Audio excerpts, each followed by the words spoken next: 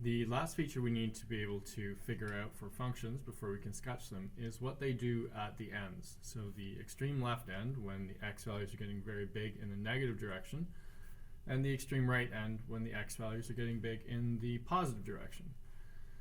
So when you are presented with a function like this, basically what you're trying to do to get the end behaviors is to take the limit as x goes to infinity of that function. So there are a few options. The function might, as x gets bigger, it might take off very aggressively. Or it might take off like a line, sort of middling. Or it could be going up and approaching some value like that. Or terminating at some value. Or perhaps it's dropping to 0. So there's a whole array of options out here, and we're going to decide which one it is based on this limit.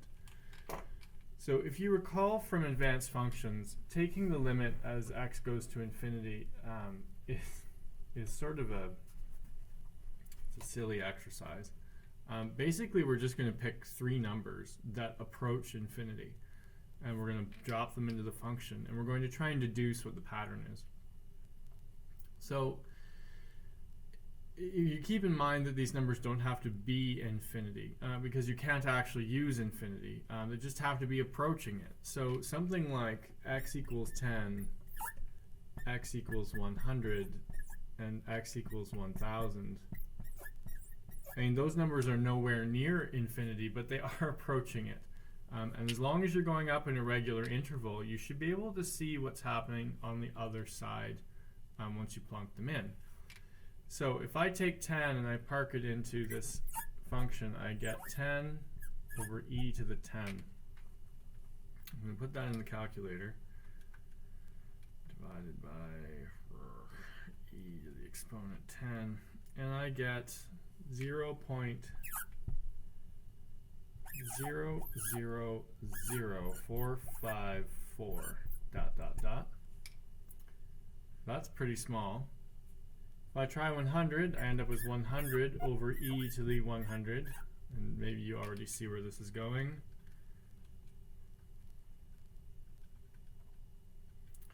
I end up with 3.72 times 10 to the negative 42. That's 41 zeros followed by 372. So this is essentially nothing. So this was pretty small. This is essentially nothing. This, I think if I put that in the calculator, I'm even going to get an error. 1000 divided by e to the 1000. Yeah, it gives me an error because it's so small that even my scientific notation doesn't have enough powers of 10 to render it. So 0. So what I figured for this function is as x goes to positive infinity, the function goes to 0. So I'm going to repeat this calculation, but I'm going to try and get the left side end behavior. So that's where I go to negative infinity instead, using negatives. So this would be negative 10 e to the negative 10, negative 100 e to the negative 100, and negative 1000 e to the negative 1000. So negative 10 divided by e to the exponent negative 10 gives me negative 220,000. Negative 220,264 point something, whatever, don't really care. The next one, negative 100 divided by e to the negative 100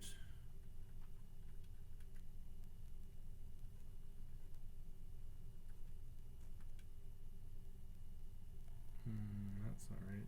Negative 100 divided by e to the negative 100 gives me negative 2.688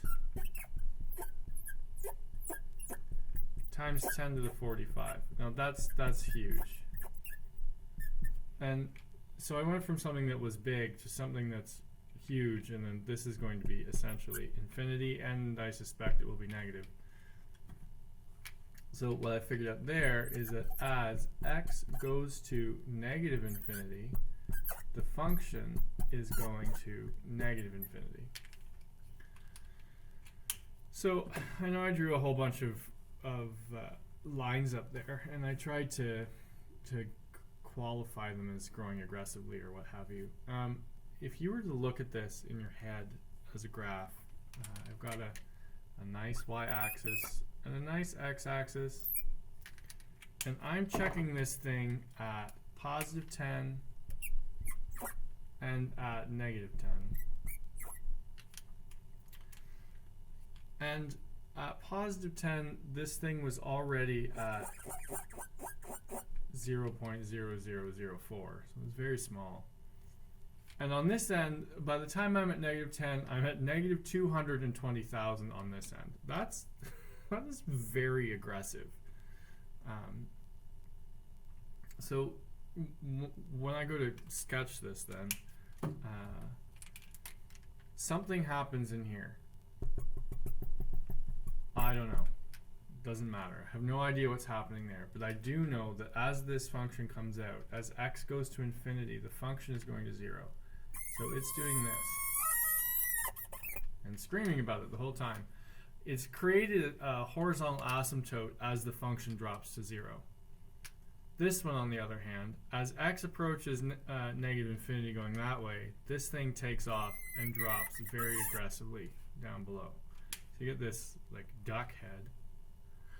Again, I don't know what's happening in there, so I maybe shouldn't even draw it. There could be max mins, there could be points of inflection, there could be asymptotes, I'm not sure. All we're really talking about is the end behaviors.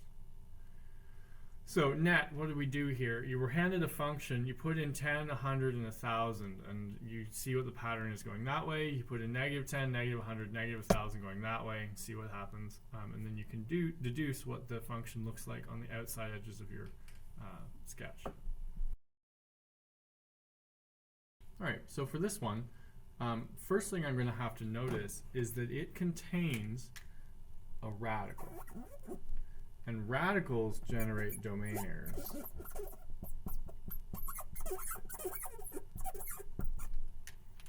So my edge for this function may not necessarily be negative infinity or positive infinity. It may have to stop at some point on like the finite axis, someplace where I can see it. So if I see a radical or a ln, those are the two that generate domain errors. I'm going to have to think about where that domain error would be. And for this one, this is an uninteresting radical, so there's nothing beyond 0 on the left side.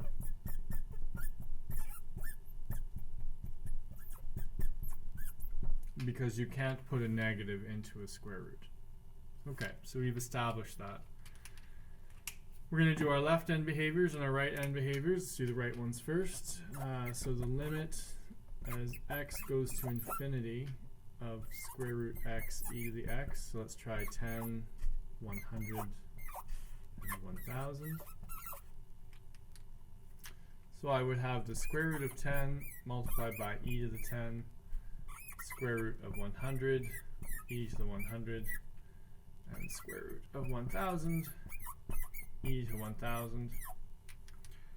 And if you have done any work with e, you know that these are already huge numbers. So the square root of 10 multiplied by e to the 10, nope, not in the square root. There we go. Gives me 69,653.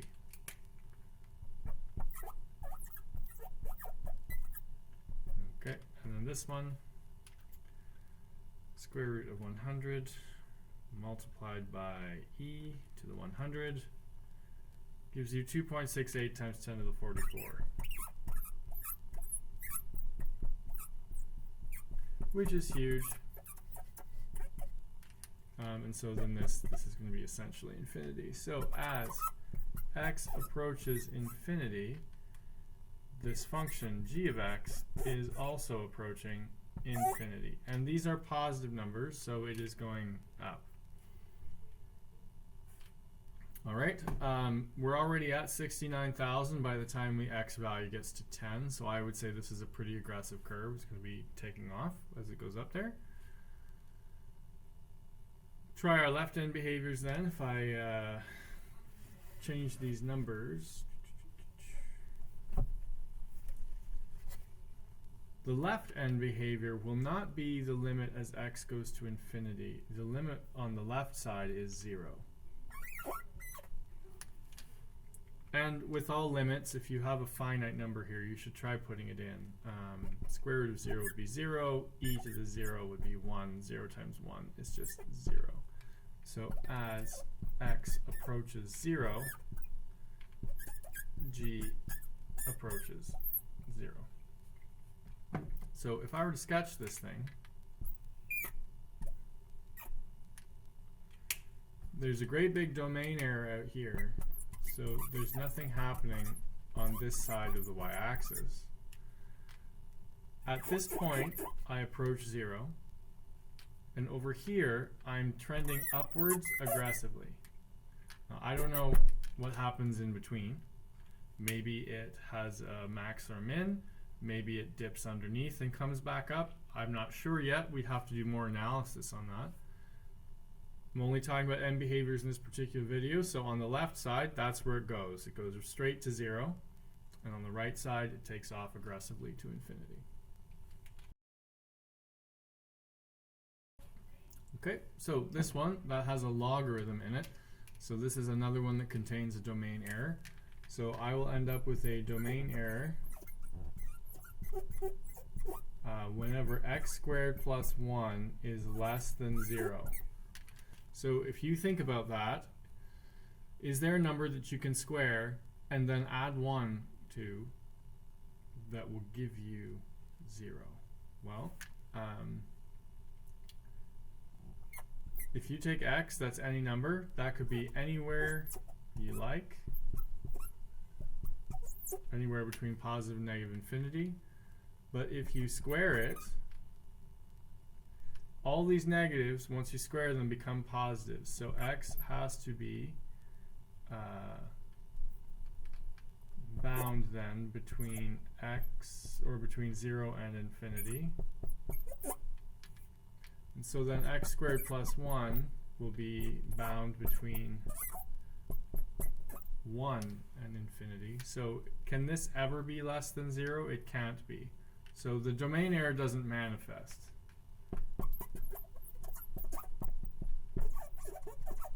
So we don't have to worry about it. Okay, erase that off so we have some space. And then we just have to find our left end and right end behaviors like we did before. So the right side, you do the limit as x goes to infinity on ln x squared plus 1. So I'm going to try 10, I'm going to try 100, I'm going to try 1000. So I'll be doing the ln of 10 squared plus 1, which is 101. So the ln of 101 is 4.615. And then I'll have the ln of 100 squared plus 1. 100 squared is 10,000 plus 1 is 10,001. The ln of that answer gives me 9.21. And if I do the ln of 1,000 squared plus 1, 1,000 squared is 1,000,000 plus 1 is 1,000,001, and the ln of that is 13.81. All right. Now, do you notice that there is no pattern here? It's not going 4.6, 4.65, 4.659. It's growing by substantial jumps each time. In fact, it looks like it goes up 5-ish for every power of 10 we've got here.